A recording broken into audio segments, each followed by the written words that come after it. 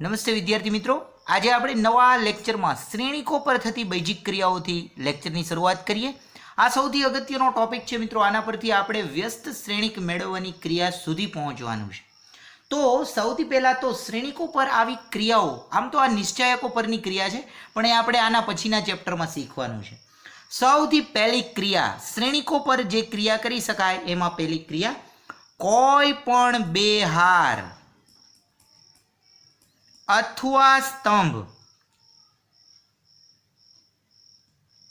ની અદલા બદલી. તો આ એક ક્રિયા છે. કોઈ પણ બે હાર અથવા સ્તંભની આપણે અદલા બદલી કરી શકીએ.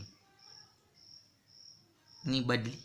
ચાલો આ અદલા બદલી કઈ રીતે કરશું એ આપણે જોઈ લે. કોઈ પણ બે હાર કે સ્તંભની અદલા બદલી, તો એને આપણે દર્શાવશું આ રીતે. આઈમી હાર, આપણે જનરલી આઈમી હાર કહેતા હોઈએ, અને જેમી હાર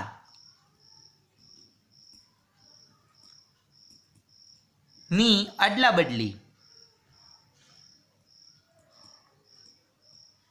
સંકેતમાં, આને આપણે સંકેતમાં પણ દર્શાવશું. સંકેતમાં આરઆઈ થી આરજે, આમ આરઆઈ ટુ આરજે વડે દર્શાવાય. એટલે આ આરઆઈ ટુ આરજે શું છે? તો કે આઈમી હાર એ જેમી હાર બની જાય ને જેમી હાર આઈમી હાર બની જાય. સ્તંભમાં આ ક્રિયા, સ્તંભમાં પણ આ ક્રિયા થશે. તો સ્તંભમાં આ ક્રિયા સીઆઈ ટુ સીજે છે. ટૂંકમાં આવી આપણે ક્રિયાઓ કરી શકીએ. આપણે જાણીએ છીએ કે શ્રેણિક છે ને મિત્રો એ ગોઠવણી છે. તો આવી ગોઠવણી તો આપણે આપણી રીતે ગમે તેમ દર્શાવી શકીએ કે નહીં? તો મિત્રો આ ગોઠવણીને દર્શાવવા માટેની ક્રિયાઓ છે, તો એ ખાસ ધ્યાનમાં લેવું. તો ગોઠવણીને દર્શાવવાની જે ક્રિયાઓ છે એ આપણે આપણી રીતે દર્શાવી શકીશું. તો જેની ખાસ તમારે નોંધ લેવી. તો સંકેતમાં એને દર્શાવાય સીઆઈ ટુ સીજે. આપણે એક ઉદાહરણ લઈએ. દાખલા તરીકે આપણે એક સામાન્ય ઉદાહરણ વિચારીએ. હું એક શ્રેણિક લઉં, શ્રેણિક એ બરાબર, જુઓ હું 3x3 શ્રેણિક લઉં છું. બરાબર ધ્યાનથી જોજો. 5 7 4 2 9 8 અને 1 0 અને 3. ધારો કે મેં એક આવો શ્રેણિક લીધો.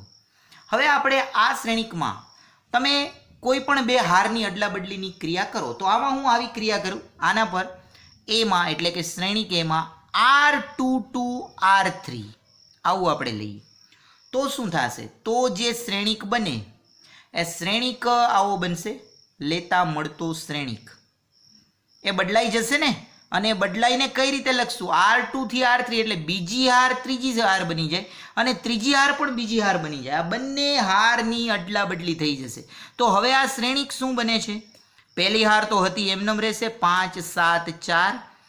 બીજી હાર ત્રીજી હાર થઈ જશે, એટલે ત્રીજી હારને હું બીજી હાર લખી નાખું તો 1 0 3 અને 2 9 8.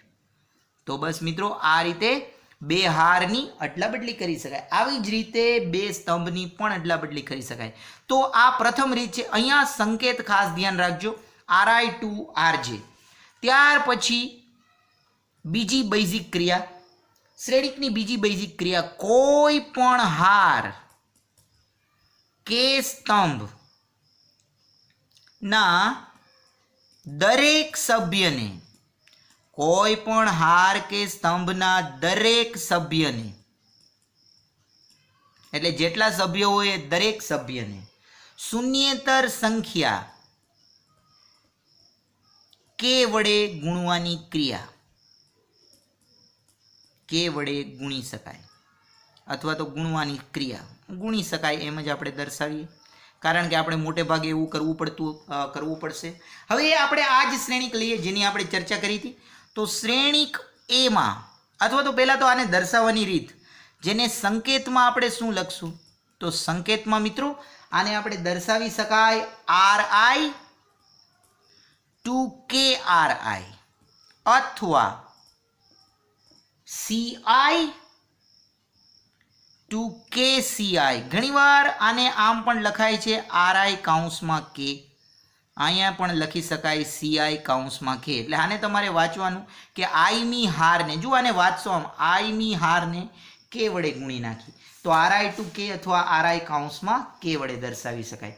દાખલા તરીકે હું એક શ્રેણિક લખું અને એમાં આવી કોઈ ક્રિયા કરું તો દાખલા તરીકે શ્રેણિક એ આપણે આ વખતે થોડોક શ્રેણિક બદલાવીએ, દર વખતે એકનો એક રાખીએ, એના કરતાં 1 0 3 અને 5 to 4 આવો શ્રેણિક રાખીએ તો આપણે કોઈ પણ શ્રેણિક રાખી શકીએ. અને આમાં આ વખતે હું સ્તંભમાં ક્રિયા કરું, આની અંદર એટલે કે આ શ્રેણિક એમાં આપણે આવી ક્રિયા કરીએ, C2 5 લઈ લઈએ તો આનું અર્થઘટન તમે શું કરશો?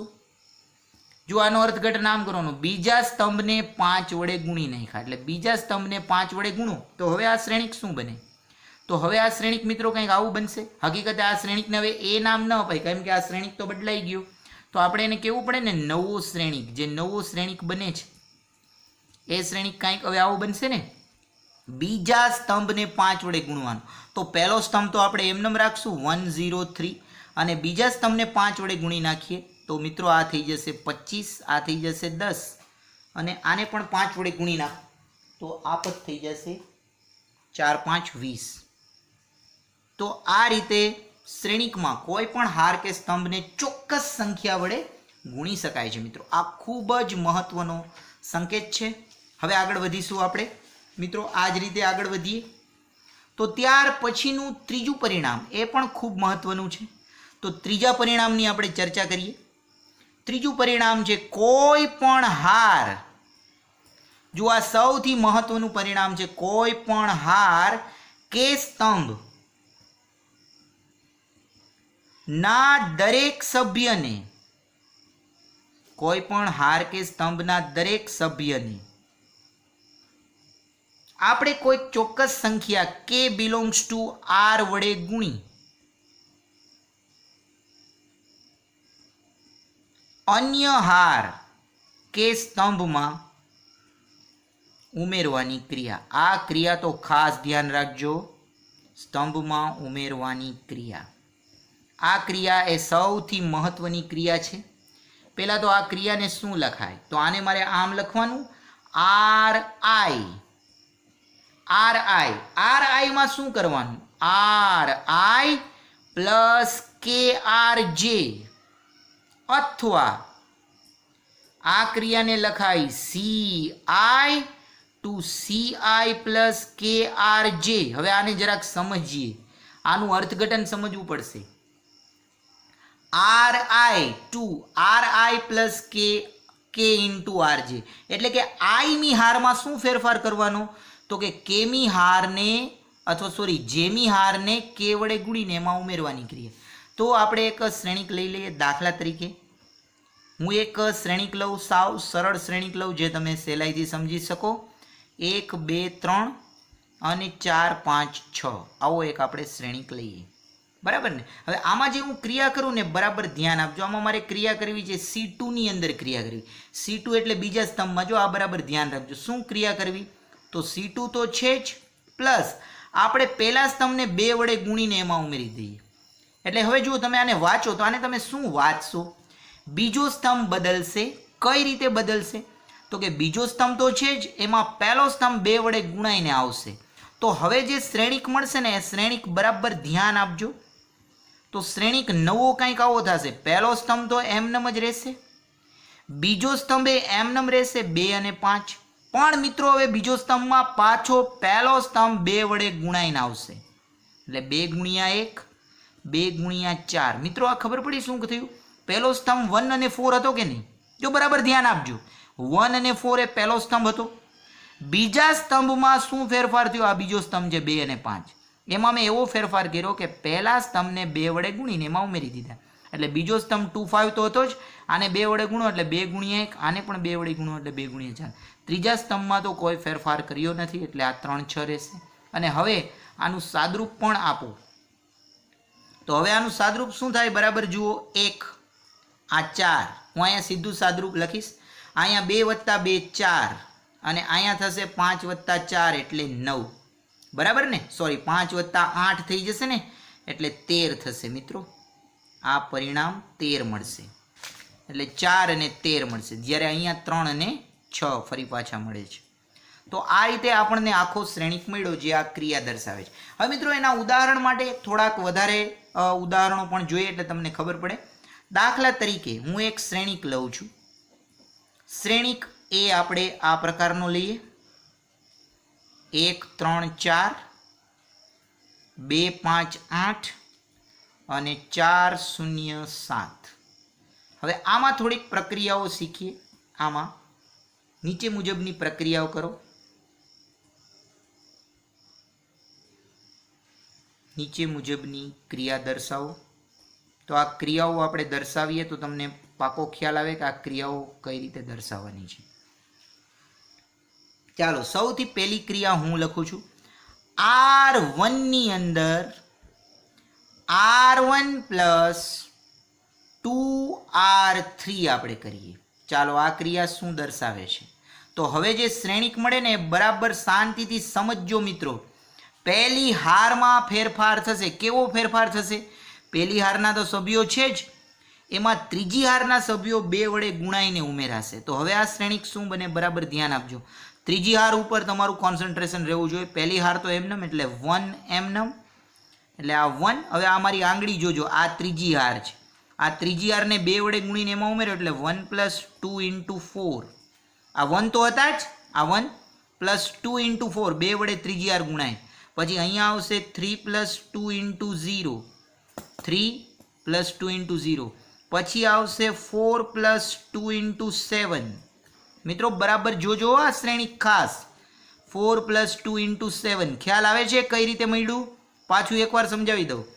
પહેલી હાર તો આપેલી હતી, ત્રીજી હારને 2 વડે ગુણીને પહેલામાં ઉમેરી દીધી. હવે બીજી અને ત્રીજી હાર એમનેમ રહેશે એટલે 2 5 8 4 0 7. આ રીતે આખો શ્રેણિક બની જશે. હવે આનું સાદરૂપ આપી દો. તો મિત્રો આ 4 2 8 ને 1 9, 2 અને 4 પહેલો સ્તંભ, આ 3 5 અને 0 બીજો સ્તંભ, જ્યારે 7 2 14 ને 4 18, 8 અને 7 એ ત્રીજો સ્તંભ બની જશે. તો આ રીતે આખો શ્રેણિક તૈયાર થશે. તો મિત્રો તમને હવે આ ક્રિયા આવડવી જોઈએ. હવે બીજી ક્રિયા આપણે કરીએ. ધારો કે સ્તંભમાં ક્રિયા કરીએ. C1 ની અંદર એટલે કે પહેલા સ્તંભની અંદર 3C1 અથવા તો C1 ની અંદર 3C1 લઈએ. તો આનો અર્થ શું થાય? પહેલા સ્તંભને જ 3 વડે ગુણવામાં આવે છે. તો શું થશે? તો હવે આ શ્રેણિક કંઈક આવો મળશે. પહેલો સ્તંભ જે હતો, બરાબર ધ્યાનથી જુઓ. તો આપેલો શ્રેણિક આ હતો જેમાં પહેલા સ્તંભને 3 વડે ગુણી નાખું છું. તો મિત્રો દરેક ઘટક 3 વડે ગુણાઈ જશે. 1 2 અને 4. તો અહીંયા હું લખી નાખું 3 × 1, 3 × 2 અને 3 × 4. હવે બીજો અને ત્રીજો સ્તંભ એમનેમ રહેશે. બીજો સ્તંભ છે 3 5 0, તો એ રહેશે 3 5 0. ત્રીજો સ્તંભ જે છે 4 8 7, તો એ રહેશે 4 8 7. તો બસ આ આપણો જવાબ આવી ગયો. હવે થોડાક આ પરિણામો તમે જાતે કરશો. ચાલો મિત્રો, સૌથી પહેલાં હું તમને થોડાક પરિણામો લખીશ. C2 ની અંદર C2 - C3. ચોથું પરિણામ R3 ની અંદર R3 - 2R1. અને પાંચમું પરિણામ Ri2Ci. એટલે આનો અર્થ થાય બધી જ હારને સ્તંભમાં ફેરવવાની. છઠ્ઠી ક્રિયા R2 - R3. અને સાતમી અને છેલ્લી ક્રિયા C1 - C3.